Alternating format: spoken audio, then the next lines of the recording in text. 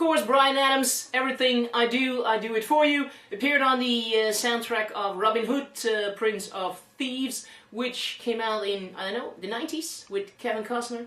Should have looked it up. Anyway, I'll keep it short because, in a way, this is a very simple song. Key of C it is, although the original recording is in the key of D flat. So to match it, capo the guitar on the first fret, still play everything in the key of C there, and you got it. However, on stage usually, at least in recent years, he's without it just playing in the absolute key of C as well as the chord shapes there. And then what we have is C major, of course, although he plays it with a low G there in the bass, G major. He adds, indeed, very often the fifth here on the third fret of the second string in there. Then we have F as a bar. I would play it as a bar chord, yes.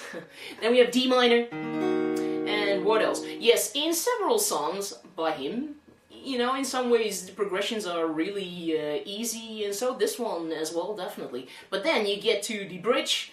This one, or in others like the intro, like Have You Ever Really Loved a Woman, or... And then all of a sudden it gets a few twists, as in key and a couple of chords, which might be hard if you're a beginner. In this one, indeed, throws in a B flat, which is not necessarily a very easy chord to play.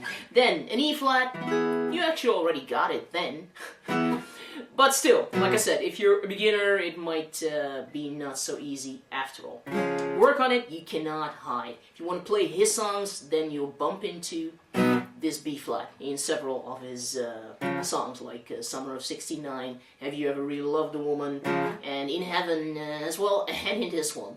So, what can you do there? Work on it for sure.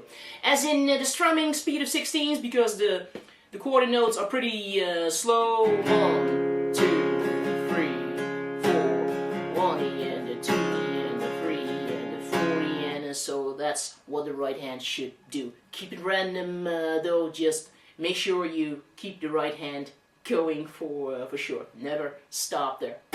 I'm sure you've heard me or Neil say it in a couple of other lessons as well.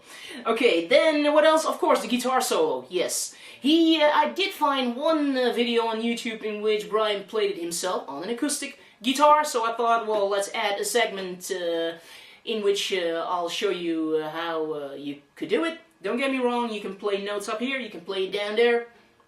Yes, I do talk about that too. How to find a note on another string, the same note, as in pitch-wise. So, yeah, all of that in the lesson. We break down, of course, the progression, which is, like I mentioned, already pretty easy. So, okay, let's get started.